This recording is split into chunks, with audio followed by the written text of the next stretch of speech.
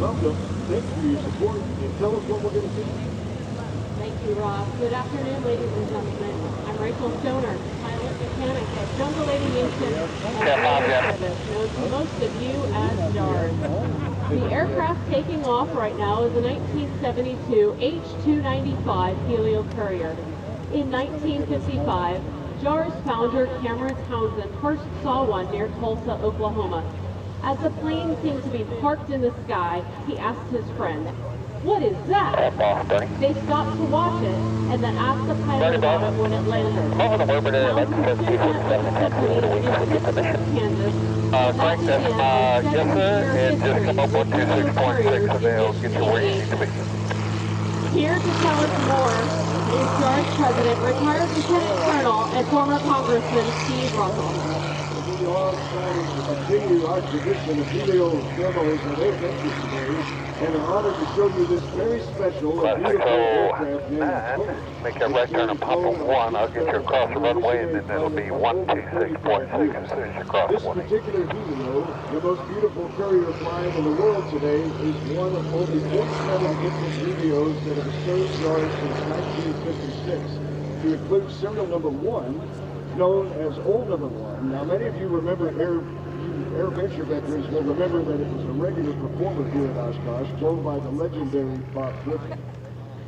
The Helio is amazing. By design, the tall vertical tail fin and wide stabilator give the pilot incredible pitch and yaw control. So let's take let's cross runway 1, come up on 126.6. Interceptors give the pilot effective roll control at speeds as slow as 30 knots or less. To the P-47 The cross. landing gear, as you can see, is located 47, forward of the affirmative firewall. cross runway, follow the Golden Knight and come up on 126.6. This makes it extremely difficult to nose over, even with the use of heavy brakes after landing.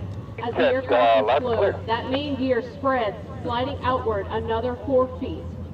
Steve, could you tell us about the name Tonya that's written on the nose of the aircraft? I sure can. Yeah, Bubble Boss, you up? When one of JAARS Helios flapped a gear For Jim Bubble and Corsair. this Helio was Let me know when you're ready to taxi. We're running a little bit ahead. the pilot was Okay, yeah, I'm just going about the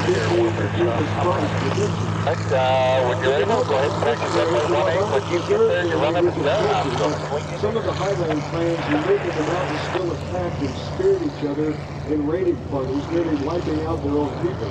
A boy named Tonya, who had escaped spearing when he was about 12 years old, was rescued and discipled by none other than the legendary Rachel Saint, sister of pilot Nate Saint, who had been murdered by the very people she was now working with.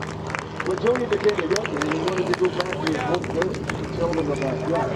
To do this, JAARS pilots initially communicated with Tony's village through a loudspeaker bolted to the rear of the Helio, flying and making circles over it. Later, he traveled to his village, then sadly, he was murdered by the very over a couple of years later. After Tony's death, God began to move in those tribes who were left with guilt about what they had done. It opened the door for them before they would have stayed until Big Boss, can the Ballers use 1400 because it's a little tight for Kavanaugh above it. preserved and Hey, Powder, sir, 1400 feet, Frank, Illinois, Fox. Go ahead for a little. Understand that the B-25 is going to be at 1400 feet, but no higher than 900 feet, please. 900 for Steelix, 900 for the Illinois. Able to share this awesome experience with him.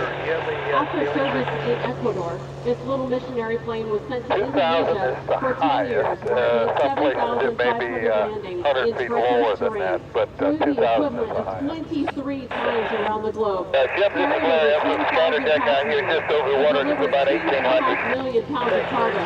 It probably did about the same when it was in Ecuador. Like everything that flies, magnifying one area comes with a trade-off of something else. The Helio is not very fast. It can cruise about 120 knots with a max speed of 140.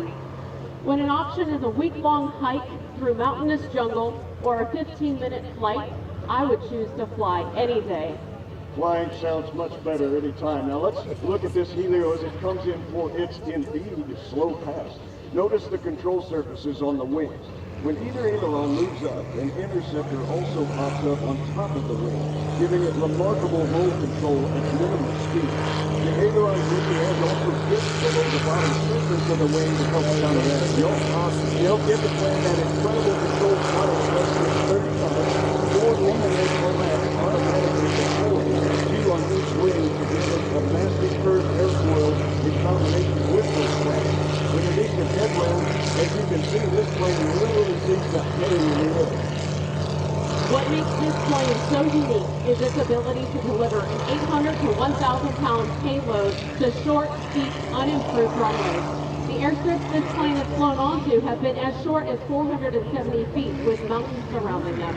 JAARS trains mission pilots using sloped runways in the Blue Ridge Mountains of western North Carolina, the area hardest hit by Hurricane Helene in 2024.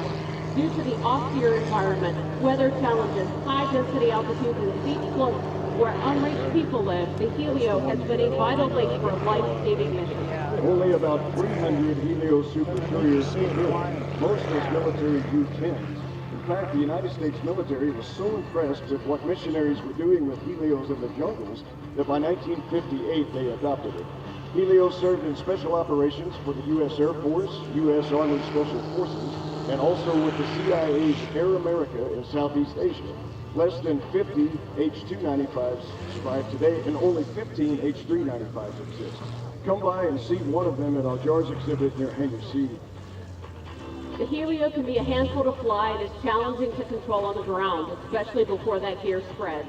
And while we no longer use Helios in the jungles of South America, Africa, and Asia, we do still use them as trainers.